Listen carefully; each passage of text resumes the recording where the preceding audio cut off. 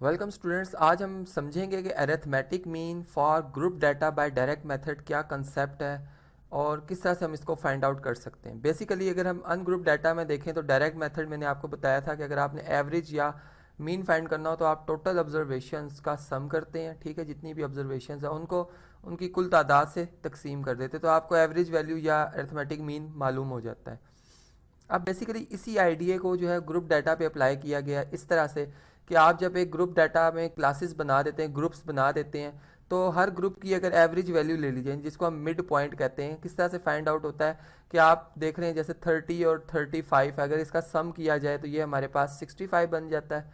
और 65 को अगर आप 2 पे डिवाइड कर दें तो ये हमारे पास क्या बन जाती जी, वैल्यू बनती 32.5।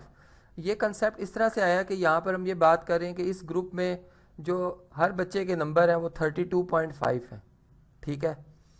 यानी एक एवरेज वैल्यू ले ली। इसी तरह अगर हम इस ग्रुप में देखें तो हमारे पास जो इस ग्रुप का क्लास इंटरवल है वो जो कि आप जानते हैं कि दो लोअर क्लास लिमिट्स का फ़र्क होता है, कंसेक्टिव क्लासेस की लोअर क्लास लिमिट्स का या अपर क्लास लिमिट्स का, ठीक है।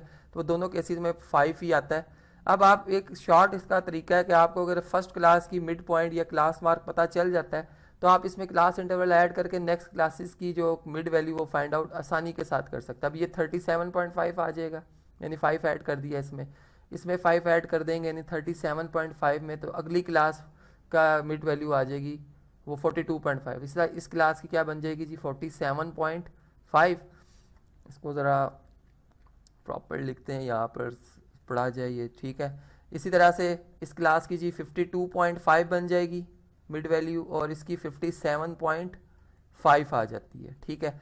अब आपने देखें ये जो कॉन्सेप्ट था बेसिकली कि अब हम ये बात करें एवरेज सम फाइंड करेंगे। यानी इस क्लास में 14 स्टूडेंट्स हैं और हमने ये अज्यूम किया कि हर बच्चे ने जो नंबर हासिल किए हैं एवरेज वो 32.5 है।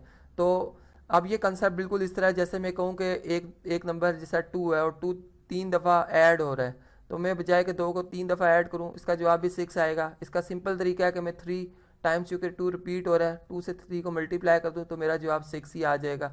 तो यहाँ भी हम इनको आपस में नहीं, 14 स्टूडेंट के एक ही जैसे नंबर हैं तो इनको आपस में जब मल्टीप्लाई करेंगे तो इनका सम एवरेज सम आ जाएगा जो कि 455 बनता है, ठीक है। इसी तरह इन दोनों स्टूडेंट्स यानी इस ग्रुप्स में अगर हम स्टूडेंट्स की एवरेज वैल्यू का इनकी कुल तादाद से मल्टीप्लाई करते हैं तो सम आ जाता है ये हमारे पास जी 600 बनता है। इसी तरह यहाँ पे अगर हम देखें तो 765 बन जाता है, ठीक है ना। ये आप कैलकुलेट आसानी के साथ कर सकते हैं, कैलकुलेटर से इनको मल्टीप्लाई करेंगे ये 1092.5 बनता है, ठीक है जी। ये 0.5 है, मैंने 5 थोड़ा सा यहाँ पर इसका चलें जी ये 5 ताकि प्रॉपर नज़र भी आए, ठीक है। इसी तरह जो 52.5 है इसको आप 18 से जब मल्टीप्लाई करेंगे 945 बनता है ये। और लास्ट में जो हमारे पास इन 11 और 57.5 का प्रोडक्ट है ये 632.5 बन जाता है, ठीक है। अब देखें हर क्लास का हमें सम पता चल गया, ठीक है। यानी इस क्लास में 14 स्टूडेंट्स के टोटल नंबर जो एवरेज टोटल नंबर ये हैं, इस तरह इस क्लास के ये एवरेज टोटल नंबर है, हर क्लास के हमें एवरेज टोटल नंबर मिल गए हैं। अब हम इन तमाम का सम करेंगे, यानी यही कंसेप्ट जो कि मैंने डायरेक्ट मेथड में आपको पहले बताया है इसी को यहाँ पर हम फर्दर अप्लाई करेंगे कि हम इनका टोटल सम कर लेंगे।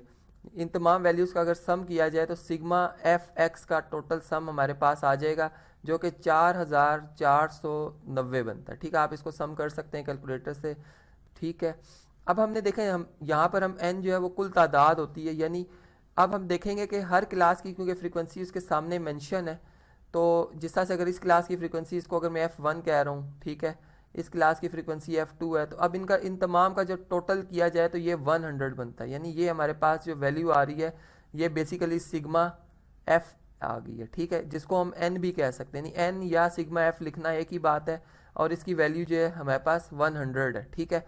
अब आपने क्या करना है, इसी फार्मूले की बेस पर यानी जो हम एवरेज या अरिथमेटिक मीन फाइंड करते हैं जिसमें हम ये कहते हैं कि टोटल ऑब्जर्वेशन का सम किया जाता है, तो यहाँ पर हमने ग्रुप डाटा में इनका टोटल सम कर लिया था F और X का, वो हमारे पास वो बन रहा है जी 4490 बन रहा है और इनकी कुल तादाद जो है वो 100 है, यानी एन या सिग्मा F लिख सकते हैं यहाँ पर। चले मैं सिग्मा F भी लिख देता हूँ ताकि कन्फ्यूजन ना हो। तो ये जो है हमारे पास बेसिकली, चलें जी थोड़ा सा इसको स्क्रीन के सामने लाते हैं यहाँ पर। ठीक है, तो ये हमारे पास सिग्मा एफ जो है इसकी वैल्यू क्या है जी, 100 है।